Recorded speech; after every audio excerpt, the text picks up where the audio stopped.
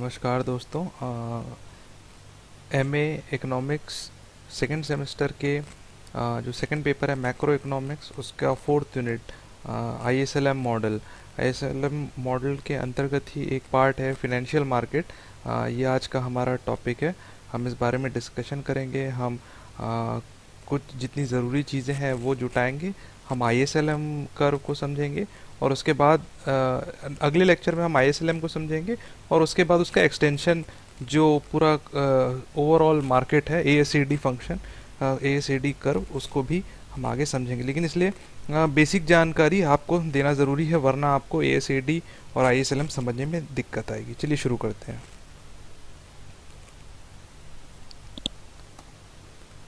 देखिए, सबसे पहले बेसिक चीज़ क्या होती है, डिमांड और सप्लाई। हमारा इकोनॉमिस्ट का फेवरेट होता है। तो सबसे पहले मनी की डिमांड कैसे निर्धारित होती है। ठीक है, तो सबसे पहले हम मनी को दो हिस्सों में बांट लिया गया है सिंप्लिसिटी के लिए। M1 जो होता है, जो मनी पैसा होता है, वो करेंसी और कॉइन्स के रूप में होता है, और दूसरा होता है चेकेबल डिपॉजिट। ठीक है, तरलता के आधार पर इसे M1 की श्रेणी में रखा जाता है। जो मुद्रा सबसे ज़्यादा तरल होती है वो M1 की कैटेगरी में आती है। इसमें करेंसी और कॉइन्स और चेकेबल डिपॉजिट। आप किसी दुकान में कुछ सामान खरीदने जाते हैं तो आप चाहें तो आप करेंसी या कॉइन से पेमेंट कर दें और या फिर आप चेक दे दें तो भी वो एक्सेप्ट हो जाता है।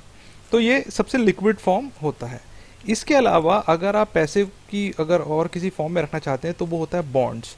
बॉन्ड्स क्या होता है, ये प्रतिभूतियाँ होती हैं, जनरली सरकारी प्रतिभूतियाँ होती हैं जिस पे आपको ब्याज मिलता है। ठीक है, आप जेब में नोट रखेंगे उस पर आपको कोई ब्याज नहीं मिलेगा। चेकेबल डिपॉजिट में सिंप्लिसिटी के लिए मान लीजिए कि बैंक आपको कोई ब्याज देता है, करंट अकाउंट की तरह मान लीजिए। बॉन्ड्स क्या होता है, सरकारी प्रतिभूतियां जो आपको फिक्स्ड रेट ऑफ इंटरेस्ट देती है, 7% 8% आपको देती है। लेकिन ये जो है, ये आप ट्रांजेक्शन के लिए बॉन्ड्स का प्रयोग नहीं कर सकते कि भाई मैं फ्रिज खरीदने के बदले में उसे बॉन्ड्स दूंगा तो वो नहीं लेगा। ठीक है, तो बॉन्ड्स में दिक्कत ये होती है कि वो इलिक्विड होता है। आपको उसको बेचने के लिए आपको 3-4 दिन का समय लगेगा। ठीक है, तो एक व्यक्ति को पैसा किस फॉर्म में होल्ड करना चाहिए, करेंसी के फॉर्म में, करेंसी या चेकेबल डिपॉजिट के फॉर्म में, या बॉन्ड्स के फॉर्म में होल्ड करना चाहिए।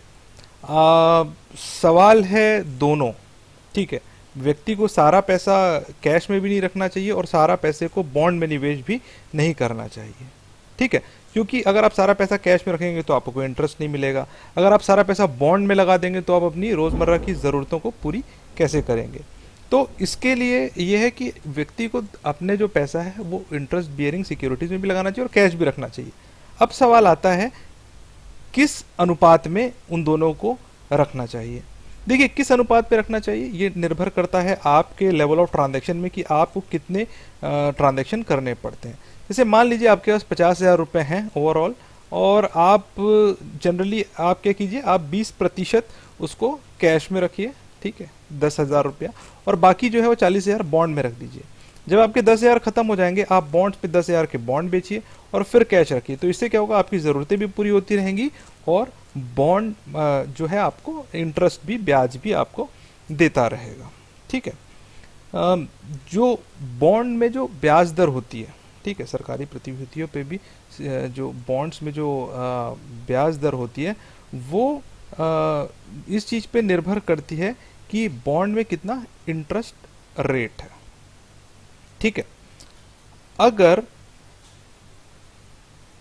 ज़्यादा इंटरेस्ट रेट अगर आपको बॉन्ड दे रहा है तो आप ज़्यादा बॉन्ड में निवेश कीजिए, और अगर इंटरेस्ट रेट बॉन्ड में बहुत कम है, यानी मान लीजिए 1% है, तो फिर आप कैश भी रख सकते हैं क्योंकि बहुत ज़्यादा ग्रोथ तो हो नहीं रहा है। लेकिन वही अगर 15% या 10% बॉन्ड का आपका ब्याज दर है तो निश्चित रूप से आप बॉन्ड में निवेश करना पसंद करेंगे। ठीक है, अब इसके बाद हम रुपए की, मनी की जो है डिमांड निर्धारित करते हैं। ठीक है, तो अगर आप डिमांड मनी कितना रुपया लोग हाथ में रखना चाहते हैं निर्भर करता है ओवरऑल इनकम पे। देश में जितनी आय है उसके अनुपात में ही लोग रखते हैं। और अगर हर व्यक्ति की जो डिमांड है रुपये को लेके, मनी को लेकर के, अगर उनको जोड़ दिया जाए तो ओवरऑल डिमांड मिल जाएगी। और ओवरऑल ट्रांजैक्शन जो होता है वो आपकी जो नाम मात्र आय है उस पर निर्भर करता है। अगर आपकी इनकम 10% बढ़ जाती है तो मान लीजिए कि लगभग 10% ही आपकी रुपए की मांग बढ़ जाएगी। इसको अगर इक्वेशन के रूप में लिखें तो जो लेफ्ट साइड ऑफ ये इक्वेशन जो है हमारा, इसमें left side of equation MD यानी मनी डिमांड यानी मनी की कितनी मांग है, ये निर्भर करती है वाई यानी कि इनकम कितनी है देश की, और निर्भर करती है रुपए की लिक्विडिटी रिक्वायरमेंट पे, जो निर्भर करता है ब्याज दर पे। जैसा अभी मैंने आपको बताया कि अगर ब्याज दर ज़्यादा होगी तो हम कम पैसा अपने हाथ में रखना चाहेंगे, और ब्याज दर अगर अधिक होगी तो हम कम पैसा अपने हाथ में रखना चाहेंगे अगर ब्याज दर अधिक होगी तो। और ब्याज दर अगर ब्याज दर अधिक होगी तो हम क्या करेंगे, हम कम पैसा रखेंगे अपने पास, ज़्यादा पैसा बॉन्ड में लगा के रखेंगे। ठीक है, इसको इस तरीके से पढ़िए कि demand for money is equal to nominal income और फंक्शन ऑफ इंटरेस्ट रेट। ठीक है, तो जो डिमांड होती है रुपए की वो निर्भर करती है नाम मात्र आय पे और ब्याज दरों पे। और ये पॉइंट ये है कि अगर इनकम डबल हो जाती है तो रुपए की मनी की डिमांड भी डबल हो जाएगी। और दूसरा पॉइंट ये है कि ब्याज दर और पैसा दोनों एकदम अपोजिट चलता है, यानी अगर ब्याज दर बढ़ेगी तो पैसे की कम रखेंगे आप अपने जेब में, ज़्यादा बॉन्ड में निवेश करेंगे, और ब्याज दर अगर कम हो जाएगी तो आप ज़्यादा पैसा अपने हाथ में रखेंगे। देखिए, इसको जब आप ग्राफ में वो करेंगे तो ये सबसे पहला ये है कि जो हमारी ये एमडी कर्व है, एमडी कर्व, ये जब नॉमिनल इनकम हमारी वाई होगी, नाम मात्र आय, अब अगर नाम मात्र आय बढ़ जाती है यानी वाई डैश हो जाती है तो ये जो हमारा डिमांड है ये ऊपर की ओर सरक जाएगा और यहाँ पर इस रेट पे एमडी डैश पे सरक जाएगा। अब देखिए, पहले ब्याज दर यहाँ थी, अब इस चीज़ को कंपनसेट करने के लिए क्या होगा कि हमारी ब्याज दर बढ़ जाएगी। इसमें ये भी वो किया गया है कि जो हमारा ब्याज, जो हमारा इंटरेस्ट रेट है, वो इंटरेस्ट रेट को अगर हम स्टेबल रखना चाहें, इंटरेस्ट रेट को, ब्याज दर को, ठीक है, तो उसके लिए हमें क्या करना पड़ेगा, यहाँ पर जो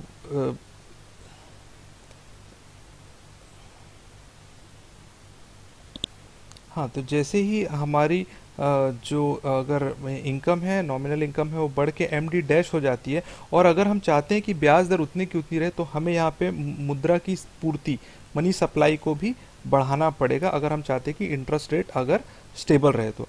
या फिर अगर हम मनी सप्लाई को अगर नहीं बढ़ाएंगे, रिजर्व बैंक मौद्रिक पूर्ति को नहीं बढ़ाएगा, तो उसका रिजल्ट क्या होगा कि ये जो इंटरेस्ट रेट है, ये इंटरेस्ट रेट यहाँ पे बढ़ जाएगा। ठीक है, तो आपका जो टेक होम है, जो आपका समझने वाली बात यही है कि मनी जो होता है वो आपकी आय पर निर्भर करता है, मनी की मांग आपकी आय पे निर्भर करती है, और दूसरा मनी की जो डिमांड है वो विपरीत चलती है ब्याज दरों के हिसाब से। ज़्यादा ब्याज दर में कम मनी की डिमांड होगी, कम ब्याज दरों में ज़्यादा मनी की डिमांड होगी। ठीक है, अब इंटरेस्ट रेट कैसे डिटरमाइन होगा फाइनेंशियल मार्केट में। देखिए, जो मनी सप्लाई है वो मनी डिमांड अगर जब दोनों बराबर होगा तब जाकर हम साम्य की स्थिति में आएंगे, इक्विलिब्रियम में आएंगे।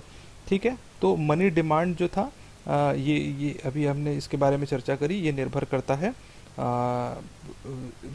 नॉमिनल इनकम पे और ब्याज दरों पे।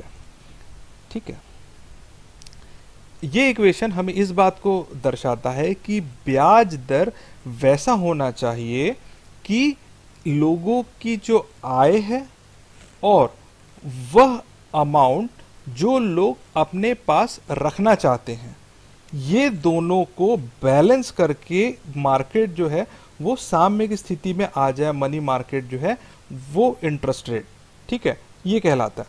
यानी कि इस पॉइंट में ये जो एमडी है, एमडी ये मनी डिमांड जो है और ये मनी सप्लाई है।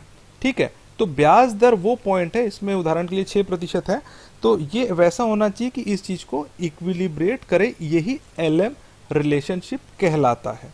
अगर इससे कम ब्याज दर रहेगी, ठीक है, अगर ब्याज दर अगर इससे कम रहेगा तो हमारा मनी जो डिमांड है वो ज़्यादा हो जाएगा मनी सप्लाई से, और उससे हम जो इक्विलिब्रियम है वो डिस्टर्ब हो जाएगा उससे। तो इसलिए ब्याज दर ऐसी होनी चाहिए जो मनी डिमांड और मनी सप्लाई को तय करे, इसे ही हम LM रिलेशनशिप कहते हैं।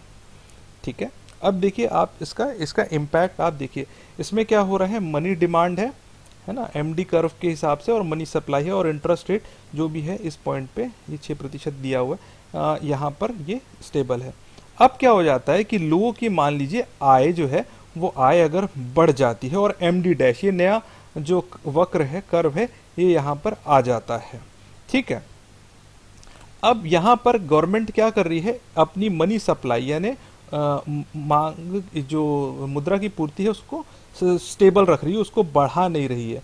तो इसका रिजल्ट क्या होगा कि ये जो इंटरेस्ट रेट है जो पहले 6% था, वहाँ से बढ़कर ये ऊपर चले जाएगा, और एक नया हमें ब्याज दर प्राप्त होगा उसमें। ये पहला वो होता है कि अगर reserve bank of India money supply constant रखेगी, लेकिन अगर लोगों की आय बढ़ जाएगी तो उसका रिजल्ट यही होगा कि इंटरेस्ट रेट बढ़ाना ही पड़ेगा उन्हें।